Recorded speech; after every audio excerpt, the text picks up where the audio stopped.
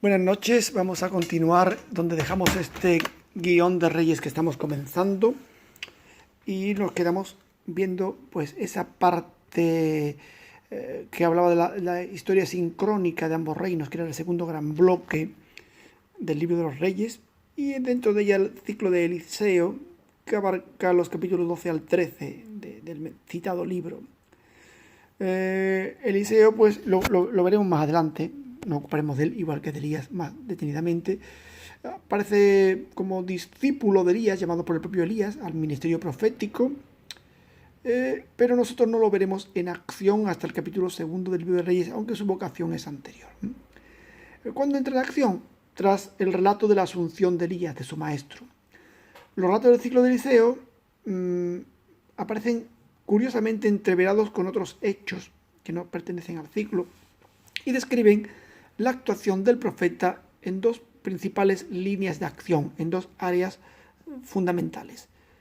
La política se erige como paladín en la lucha contra Moab y los reinos arameos, sería el primer elemento. La primera área, digo, Moab se sabe que es uno de los reinos vecinos de Israel y siempre como vecinos tienen conflictos, los reinos arameos siempre fueron una amenaza para Israel. Y finalmente también la segunda línea de acción será la taumatúrgica.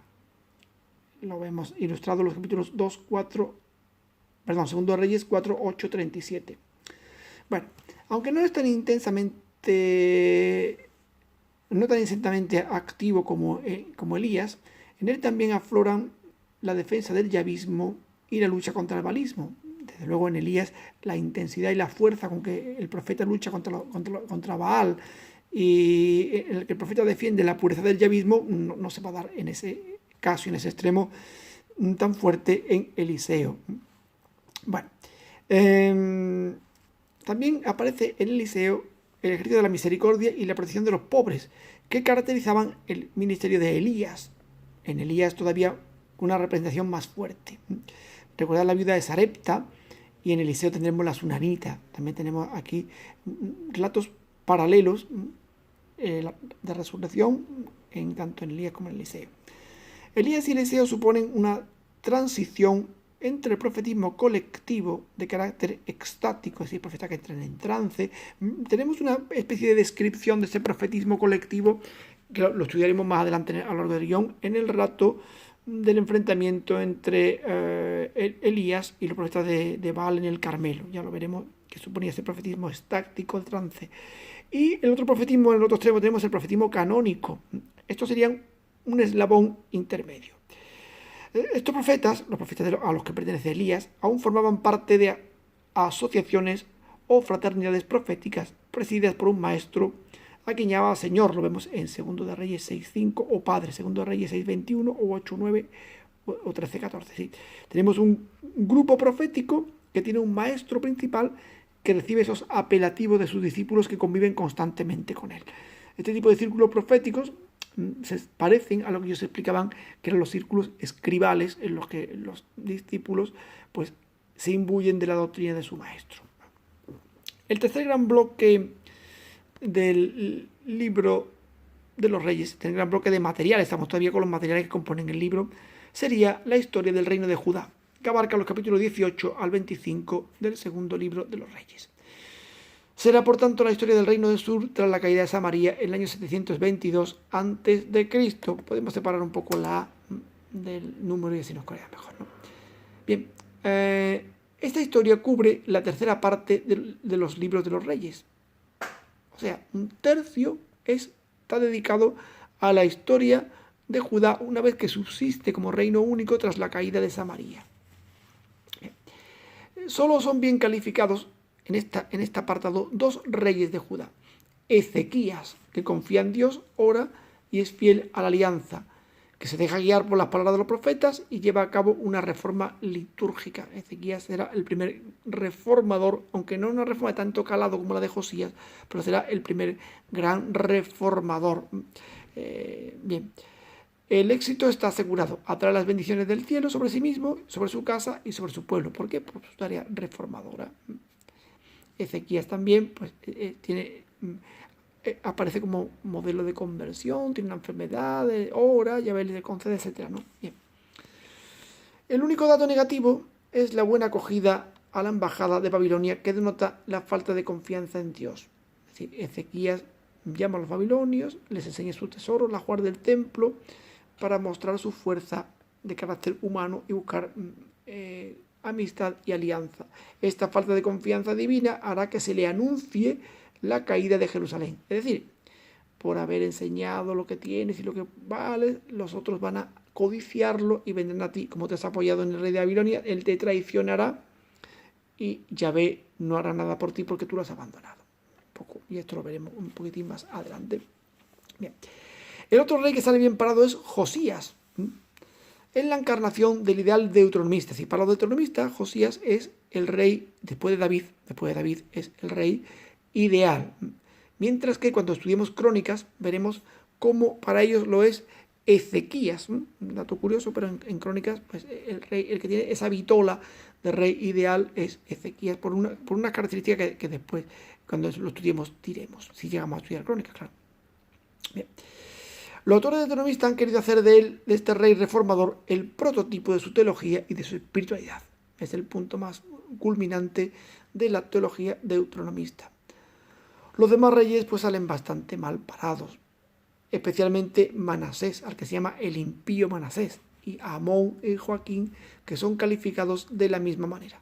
Bueno, pues esta es la estructura básica, los materiales a través de los cuales se ha formado la obra del libro de los reyes. ¿Cómo se ha formado? Bueno, pues aquí podríamos distinguir tres fases importantes dentro del proceso de formación. La primera sería la historia de Salomón. ¿Cómo se había formado estos primeros capítulos que constituyen la historia de Salomón? La mayoría de los autores creen que el deuteronomista había trabajado sobre una historia anterior que ya existía, sobre una narración relativa a Salomón que ya existía. Aunque, por supuesto, es muy difícil reconstruir este documento primitivo. Como es difícil, lo que han hecho es proponerse distintas teorías. Algunos dirían que es un documento de la línea de los panegíricos y novelas cortas de los faraones egipcios. Existía en Egipto un género literario, el panegírico del faraón o la novela corta, caracterizados porque una divinidad propone a un príncipe un reinado glorioso. Se lo suele proponer en un sueño, como le ocurre a Salomón en el sueño de Gabaón. Otros plantean que es una afinidad con los modelos de los reyes asirios. Aquí, como veis, las opiniones se dividen. Para Van Zetter, es el propio autor deuteronomista el que, prescindiendo de su fuente, ha elaborado la historia de Salomón para presentar su reinado como el cumplimiento de las promesas hechas a David. Es decir, la dinastía permanente, recordar la profecía de Natán, y la construcción del templo, que también forma parte del legado davídico. Bueno, ese sería el primer esbozo de cómo se había formado la historia de Salomón. ¿Y qué pasa con la historia sincrónica de los reyes del norte y del sur? Bueno, pues en concreto la historia de todos los reyes, no solo del norte y la del sur, juntas, sincrónicas, sino también vamos a poner las de los reyes del sur al final, ¿no? Bien, pues para la historia de los reyes hay una unanimidad entre los críticos que creen que el autor o los autores deuteronomistas han trabajado sobre materiales anteriores, la mayor parte de los cuales proceden más o menos directamente de los archivos de la corte. Claro, si yo tengo el año en que empezó a reinar, los años que reinó, el nombre de la madre, dónde lo enterraron, tengo una serie de datos sobre sus hechos y su reinado, lo tengo que haber sacado fundamentalmente de archivos cortesanos. La división entre los autores sí que se produce a la hora de precisar el valor histórico que hay que atribuirle a estos materiales. ¿Sí? Vale. ¿Hasta qué punto estos materiales son recreación histórica, propaganda real, o hasta qué punto están elaborados por el autor? Otro de los puntos conflictivos es determinar hasta dónde llegan los materiales y dónde empieza la relación deuteronomista. O sea, resumo nuevamente. Por un lado, ¿qué valor histórico tienen estos materiales si es que son materiales que han heredado? Y en segundo lugar, ¿hasta qué punto se ha tomado del material y hasta qué punto se ha reelaborado por parte de la escuela deuteronomista? La mayoría no se atreve a afirmar la existencia de una edición pre-deuteronomista de Reyes. Se conforman con materiales, pero obviamente una historia completa de los Reyes, la mayoría no se atreve a afirmarla. Bueno, ¿y qué pasa con el material profético que estos libros contienen? Y este material, ¿cómo ha sido reelaborado por los autores deuteronomistas? Sabemos que los libros de los Reyes contienen, además de todo lo dicho anteriormente, un abundante material profético, entre el que sobresalen los ciclos de Elías y Eliseo, que veremos, como digo, detenidamente en próximas sesiones. A partir del 1 de Reyes 11, Dios se sirve de los profetas para condenar al monarca reinante o elegir nuevas dinastías. Y el profeta es un elemento crucial, una piedra de toque que puede ungir monarca, o que puede consolidarlo, o que puede rechazarlo, o que puede, si no lo rechaza, al menos amonestarlo si no está haciendo las cosas bien. Aquí tenemos, por ejemplo, Ahías. Ahías profetiza a Jeroboam que heredará todo el reino del norte. Jehú, hijo de Hananí, con Basá. Elías con el rey Ahab. Eliseo con Jehú, hijo de Nimsi, para distinguirlo de Jehú, hijo de Hananí, que es anterior, ¿de acuerdo? A través de los profetas se indica también al rey cómo tiene que comportarse en diversas circunstancias. El rey, hay momentos en que, bueno, tiene que dilucidar cómo va a obrar, y el profeta se encarga de recordarle en nombre de Yahvé cómo debe ser su actuación en esos momentos. Por ejemplo, Semayas, profetas anónimos, Eliseo y Elías, que se dirigen a los reyes indicándole cuál tiene que ser su conducta. Bien. Dios se sirve de los profetas para exhortar al pueblo a la conversión. Por ejemplo, en el caso de Elías, cuando en el Carmelo exhorta a la gente a decidirse por el Dios verdadero y andar sin muletas. Y a través de la profetisa de Hulda anuncia la catástrofe final. Es decir, los profetas son siempre un elemento clave para transmitir el designio divino y para orientar la conducta del rey y del pueblo. Y a partir de aquí, aparte del elemento, como estamos viendo aquí, redaccional, que habíamos estado viendo, el proceso de formación, tenemos ahora los elementos teológicos, teología de la historia o historia teológica. Entraríamos ya de lleno en la teología de los libros de los Reyes. Como los demás libros de la historia deuteronomista, Reyes es un escrito esencialmente teológico. Se concede mucha más extensión a los hechos religiosos que a los políticos. Por ejemplo, lo que yo indico en el guión, los ciclos de Elías y Eliseo son amplísimos, mucho más que algunos acontecimientos políticos o algunos reinados a los que se le dedican unas cuantas líneas nada más. En resumen, el deuteronomista no es un historiador preocupado por reconstruir el pasado, sino que es un teólogo que desde su fe hace una lectura religiosa de la historia. Esto que decíamos cuando hacíamos la introducción a la historia deuteronomista, es lo que quiere es leer la intervención de Dios en los acontecimientos. Bueno, la historia de la monarquía, por tanto, es una teología en la que el autor está interesado en demostrar que el trágico final de los dos reinos, la desaparición de uno a manos de Asiria y del otro a manos de Babilonia, no es un hecho fortuito, sino que es la consecuencia lógica de la degradación y la infidelidad de la alianza, fundamentalmente concretada en dos campos: en el campo del monoteísmo, de admitir un solo Dios, y en el campo del santuario único. Todo lo cual, pues los reyes, según estos autores, no han guardado y no han sido fieles a ello. Y a partir de aquí bifurcaremos el apartado en una historia profética, en la que daremos cuenta de la importancia del profetismo, y después veremos el alcance teológico de los discursos y reflexiones contenidas en el libro de los Reyes. Veremos viendo aquí una serie de elementos teológicos muy importantes en la que entrarán a formar parte también la teología de Elías y de Eliseo.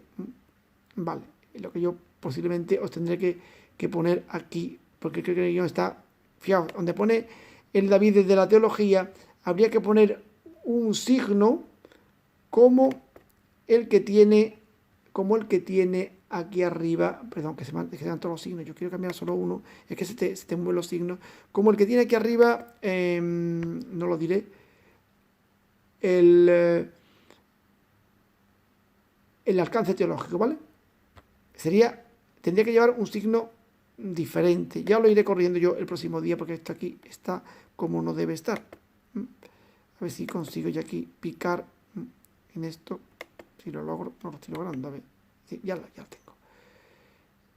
Bien. Vamos a darle para atrás. Y ahora habría que picarle con un signo distinto del que yo tengo puesto aquí, que no es, que tendría que ser similar a donde pone el alcance teológico de los discursos. ¿Veis? Así. Tendríamos el David de la teología. Y después la teología de Elías tendríamos que hacer lo mismo con ella. Colocarle aquí un elemento diferente, ¿veis? Y ya quedaría perfectamente corregida. No, es que lo he vuelto a hacer mal, es que el ordenador te lo fastidia un poco. Quitemos esto de aquí y hagámoslo, eso es, hay que echarlo para atrás, pero sí os indicaré yo cómo lo tenéis que corregir. Donde pone, enseguida os lo digo, la importancia de los discursos, aquí tengo esto ya. No, lo he vuelto a hacer mal, me parece. Ah, no, ahora está bien, ya lo he hecho bien. O sea, donde pone el David de la teología, tiene que poner un signo como el de la importancia del alcance teológico de los discursos, ¿de acuerdo? Ya el próximo día os lo voy diciendo y lo vais corrigiendo mejor. Bueno, aquí dejamos la clase, perdonad un poco porque los guiones con las subdivisiones te van alterando por lo tanto y ahí tenemos que irlo corrigiendo que lo entendáis lo mejor posible. Bueno, hasta la próxima.